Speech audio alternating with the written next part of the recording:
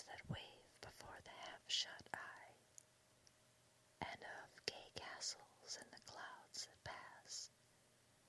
forever flushing round a summer sky. The castle of indolence. In the bosom of one of those spacious coves which indent the eastern shore of the Hudson, at that broad expansion of the river, denominated by the ancient Dutch navigators the Tappan Zee, and where they always prudently shortened sail and implored the protection of St. Nicholas when they crossed, there lies a small market town, or rural port, which, by some, is called Greensburg, but which is more generally and properly known by the name of Tarrytown. This name was given, we are told, in former days, by the good housewives of the adjacent country, from the inveterate propensity of their husbands to linger about the village tavern on market days. Be that as it may, I do not vouch for the fact, but merely advert to it, for the sake of being precise and authentic. Not far from this village, perhaps about 2 miles, there is a little valley, or rather lap of land, among high hills, which is one of the quietest places in the whole world. A small brook glides through it, with just murmur enough to lull one to repose, and the occasional whistle of a quail or tapping of a woodpecker is almost the only sound that ever breaks in upon the uniform tranquility. I recollect that, when a stripling, my first exploit in squirrel shooting was in a grove of tall walnut trees that shades one side of the valley. I had wandered into it at noontime, when all nature is peculiarly quiet, and was startled by the roar of my own gun, as it broke the Sabbath stillness around, and was prolonged and reverberated by the angry echoes. If ever I should wish for a retreat whither I might steal from the world and its distractions, and dream quietly away the remnant of a troubled life, I know of none more promising than this little valley. From the listless repose of the place, and the peculiar character of its inhabitants, who are descendants from the original Dutch settlers, this sequestered glen has long been known by the name of Sleepy Hollow, and its rustic lads are called the Sleepy Hollow Boys throughout all the neighboring country. A drowsy, dreamy influence seems to hang over the land, and to pervade the very atmosphere. Some say that the place was bewitched by a high German doctor during the early days of the settlement. Others, that an old Indian chief, the prophet or wizard of his tribe, held his powwows there before the country was discovered by Master Hendrick Hudson. Certain it is, the place still continues under the sway of some witching power that holds a spell over the minds of the good people, causing them to walk in a continual reverie. They are given to all kinds of marvelous beliefs, are subject to trances and visions, and frequently see strange sights, and hear music and voices in the air.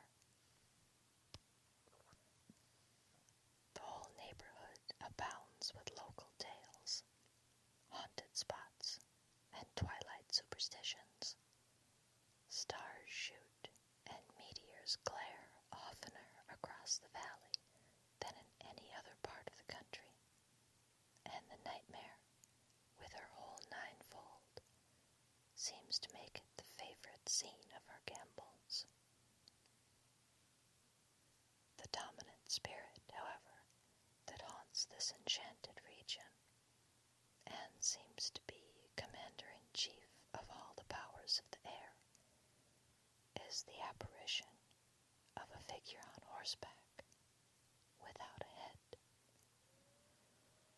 It is said by some to be the ghost of a Hessian trooper, whose head had been carried away by a cannonball in some nameless battle during the Revolutionary War, and who is ever and anon seen by the country folk hurrying along in the gloom of night, as if on the wings of the wind. His haunts are not confined to the valley, but extend at times to the adjacent roads, and especially to the vicinity of a church at no great distance. Indeed, certain of the most authentic historians of those parts, who have been careful in collecting and collating the floating facts concerning this spectre, allege that the body of the trooper having been buried in the churchyard, the ghost rides forth to the scene of battle in nightly quest of his head, and that the rushing speed with which he sometimes passes along the hollow, like a midnight blast, is owing to his being belated, and in a hurry to get back to the churchyard before daybreak. Such is the general purport of this legendary superstition, which has furnished materials for many a wild story in that region of shadows, and the spectre is known at all the country firesides by the name of the headless horseman of Sleepy Hollow. It is remarkable that the visionary propensity I have mentioned is not confined to the native inhabitants of the valley, but is unconsciously imbibed by everyone who resides there for a time. However wide awake they may have been before they entered that sleepy region, they are sure, in a little time, to inhale the witching influence of the air, and begin to grow imaginative, to dream dreams, and see apparitions. I mention this peaceful spot with all possible loud, for it is in such little retired Dutch valleys, found here and there embosomed in the great state of New York, that population, manners, and customs remain fixed, while the great torrent of migration and improvement, which is making such incessant changes in other parts of this restless country, sweeps by them unobserved. They are like those little nooks of still water which border a rapid stream, where we may see the straw and bubble riding quietly at anchor, or slowly revolving in their mimic harbor, undisturbed by the rush of the passing current. Though many years have elapsed since I trod the drowsy shades of Sleepy Hollow, yet I question whether I should not still find the same trees and the same families vegetating in its sheltered bosom.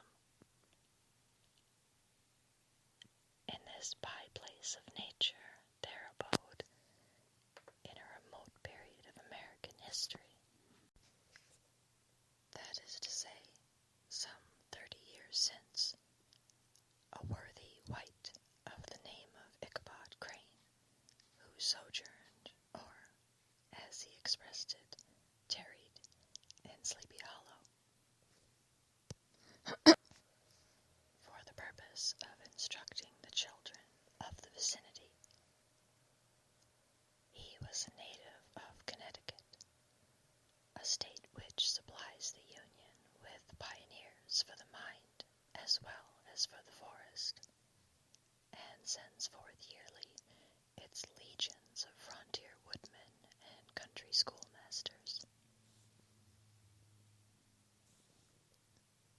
The cognomen of Crane was not inapplicable to his person. He was tall, but exceedingly lank, with narrow shoulders, long arms and legs, hands that dangled a mile out of his sleeves, feet that might have served for shovels, and his whole frame most loosely hung together. His head was small and flat at top, with huge ears, large green glassy eyes, and a long snipe nose, so that it looked like a weathercock perched upon his spindle neck to tell which way the wind blew. To see him striding along the profile of a hill on a windy day, with his clothes bagging and fluttering about him, one might have mistaken him for the genius of famine descending upon the earth,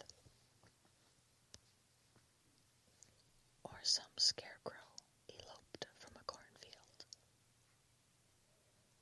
His schoolhouse was a low building of one large room, rudely constructed of logs, the windows partly glazed, and partly patched with leaves of old copybooks. It was most ingeniously secured at vacant hours by a withe twisted in the handle of the door, and stakes set against the window shutters, so that though a thief might get in with perfect ease, he would find some embarrassment in getting out, an idea most probably borrowed by the architect, Joost van Houten, from the mystery of an eelpot. The schoolhouse stood in a rather lonely but pleasant situation, just at the foot of a woody hill, with a brook running close by, and a formidable birch tree growing at one end of it. From hence, the low murmur of his pupils' voices, conning over their lessons, might be heard in a drowsy summer's day, like the humming of a beehive, interrupted now and then by the authoritative voice of the master, in the tone of menace or command, or, peradventure, by the appalling sound of the birch, as he urged some tardy loiterer along the flowery path of knowledge. Truth to say, he was a conscientious man, and ever bore in mind the golden maxim, spare the rod and spoil the child. Ichabod Crane's scholars certainly were not spoiled. I would not have imagined, however, that he was one of those cruel potentates of the school who joy in the smart of their subjects. On the contrary, he administered justice with discrimination rather than severity, taking the burden off the backs of the weak and laying it on those of the strong. Your mere puny stripling that winced at the least flourish of the rod was passed by with indulgence, but the claims of justice were satisfied by inflicting a double portion on some little, tough, wrong-headed, broad-skirted Dutch urchin, who sulked and swelled, and grew dogged and sullen beneath the birch. All this he called doing his duty by their parents, and he never inflicted a chastisement without following it by the assurance, so consolatory to the smarting urchin, that he would remember it and thank him for it the longest day he had to live.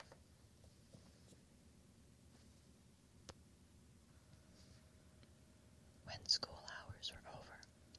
he was even the companion and playmate of the larger boys, and on holiday afternoons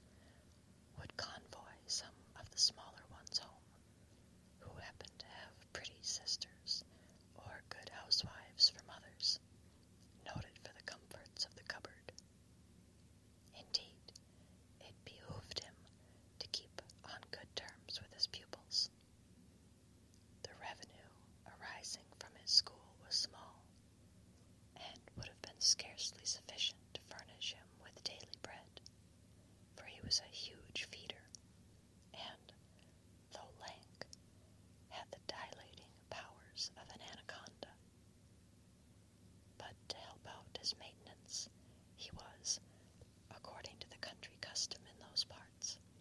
boarded and lodged at the houses of the farmers whose children he instructed.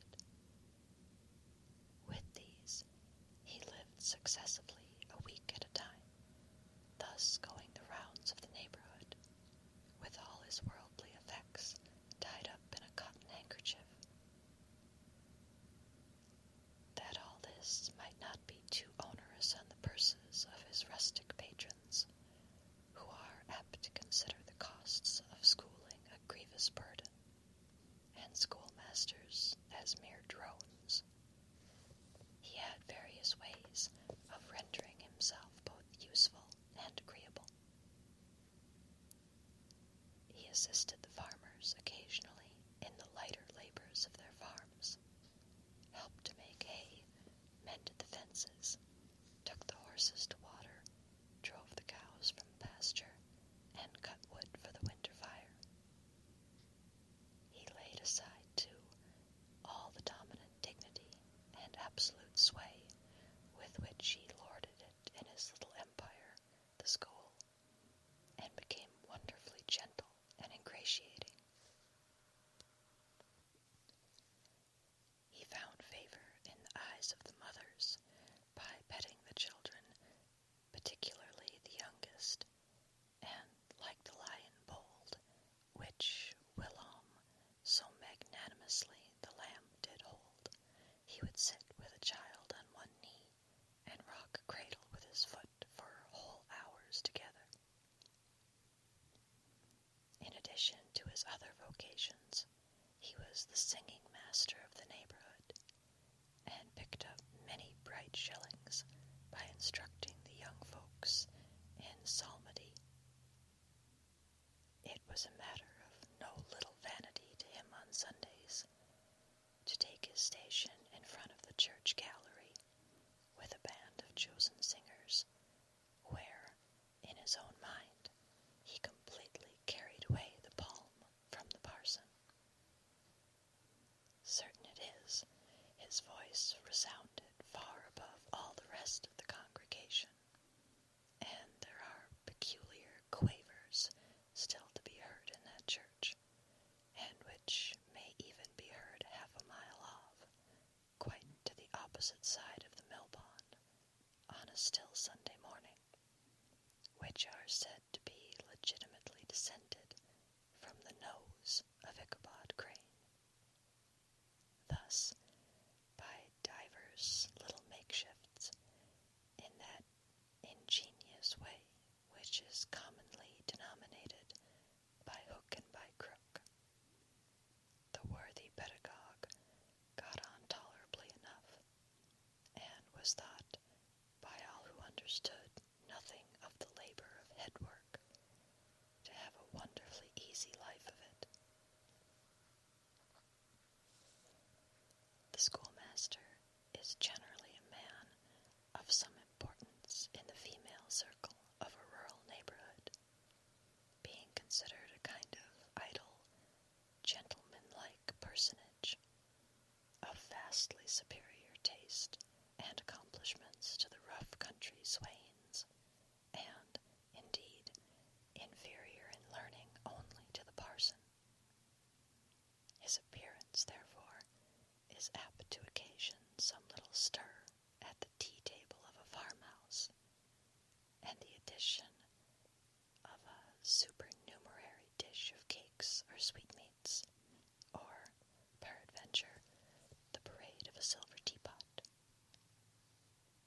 Our man of letters, therefore, was peculiarly happy in the smiles of all the country damsels. How he would figure among them in the churchyard, between services on Sundays, gathering grapes for them from the wild vines that overran the surrounding trees, reciting for their amusement all the epitaphs on the tombstones, or sauntering with a whole bevy of them along the banks of the adjacent mill pond, while the more bashful country bumpkins hung sheepishly back, envying his superior elegance and address. From his half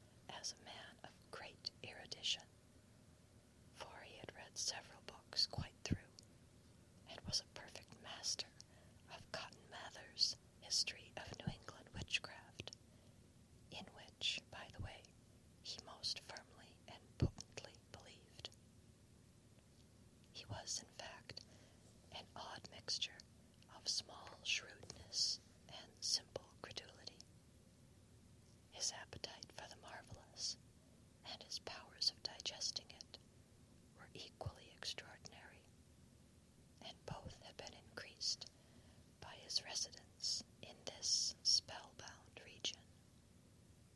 No tale was too gross or monstrous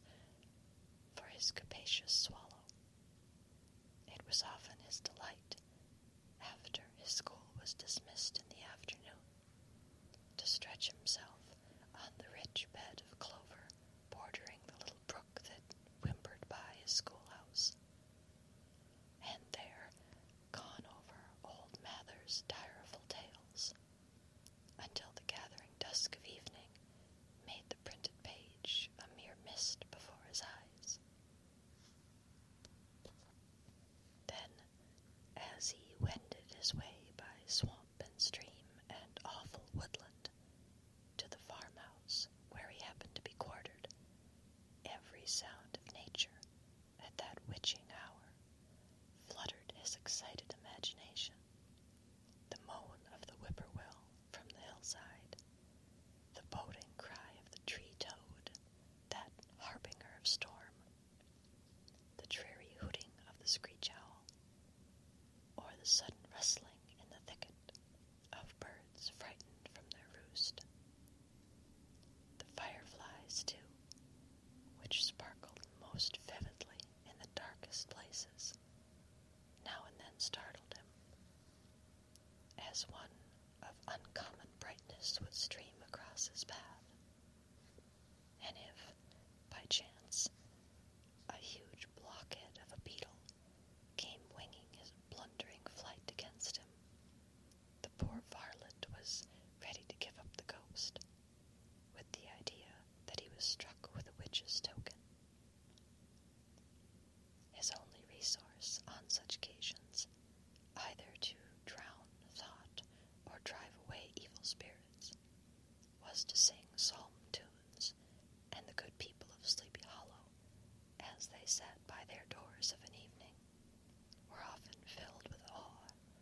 at hearing his nasal melody, in linked sweetness, long drawn out, floating from the distant hill, or along the dusky road. Another of his sources of fearful pleasure was to pass long winter evenings with the old Dutch wives, as they sat spinning by the fire, with a row of apples roasting and spluttering along the hearth, and listened to their marvelous tales of ghosts and goblins, and haunted fields, and haunted brooks, and haunted bridges, and haunted houses, and particularly of the headless horseman, or galloping Hessian of the hollow, as they sometimes called him. He would delight them equally by his anecdotes of witchcraft, and of the direful omens and portentous sights and sounds in the air, which prevailed in the earlier times of Connecticut, and would frighten them woefully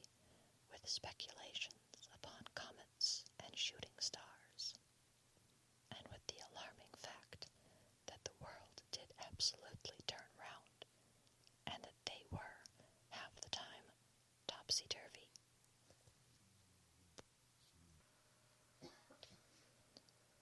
But if there was a pleasure in all this, while snugly cuddling in the chimney corner of a chamber that was all of a ruddy glow from the crackling wood fire, and where, of course, no spectre dared to show its face, it was dearly purchased by the terrors of his subsequent walk homewards. What fearful shapes and shadows beset his path amidst the dim and ghastly glare of a snowy night! With what wistful look did he eye every trembling ray of light, streaming across the waste fields from some distant window! How often was he appalled by some shrub covered with snow, which, like a sheeted spectre, beset his very path! How often did he shrink with curdling awe at the sound of his own steps on the frosty crust beneath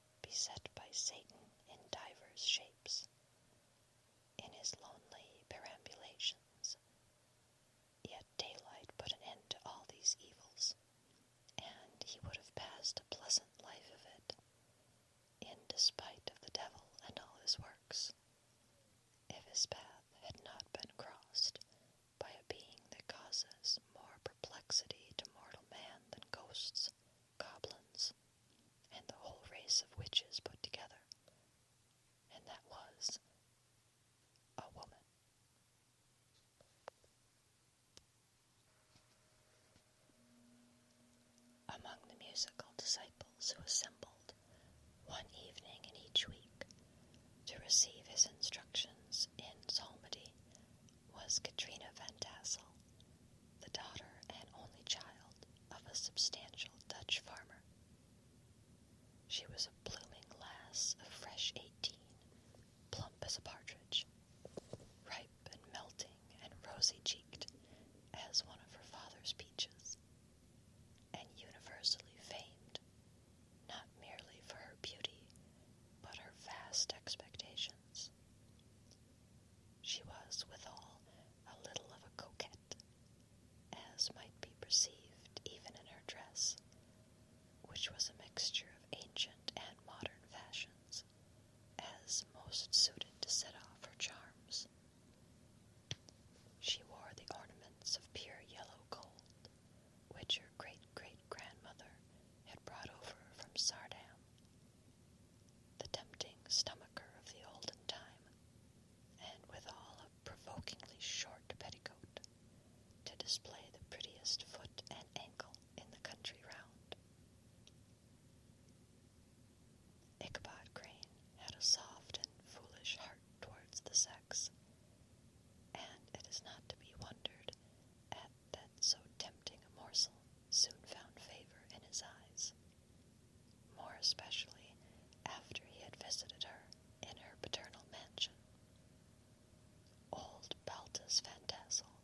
was a perfect picture of a thriving, contented, liberal-hearted farmer. He seldom, it is true, sent either his eyes or his thoughts beyond the boundaries of his own farm, but within those everything was snug, happy, and well-conditioned. He was satisfied with his wealth, but not proud of it, and piqued himself upon the hearty abundance rather than the style in which he lived. His stronghold was situated on the banks of the Hudson, in one of those green, sheltered, fertile nooks in which the Dutch farmers are so fond of nestling. A great elm tree spread its broad branches over it, at the foot of which bubbled up a spring of the softest and sweetest water in a little well formed of a barrel, and then stole sparkling away through the grass to a neighboring brook that babbled along among alders and dwarf willows. Hard by the farmhouse was a vast barn that might have served for a church, every window and crevice of which seemed bursting forth with the treasures of the farm. The flail was busily resounding within it from morning to night. Swallows and martins skimmed twittering about the eaves, and rows of pigeons, some with one eye turned up as if watching the weather, some with their heads under their wings or buried in their bosoms, and others swelling and cooing and bowing about their dames, were enjoying the sunshine on the roof. Sleek, unwieldy porkers were grunting in the repose and abundance of their pens, from whence sallied forth now and then troops of sucking pigs, as if to snuff the air. A stately squadron of snowy geese were riding in an adjoining pond, convoying whole fleets of ducks. Regiments of turkeys were gobbling through the farmyard, and guinea fowls fretting about it, like ill-tempered housewives, with their peevish, discontented cry. Before the barn door strutted the gallant cock, that pattern of a husband,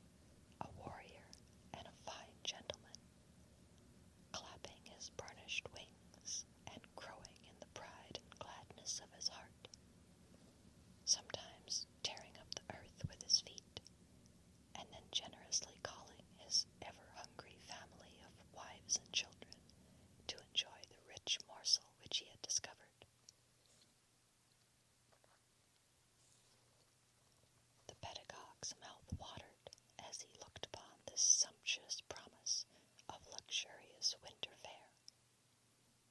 In his devouring mind's eye, he pictured to himself every roasting pig running about with a pudding in his belly and an apple in his mouth. The pigeons were snugly put to bed in a comfortable pie and tucked in with a coverlet of crust. The geese were swimming in their own gravy,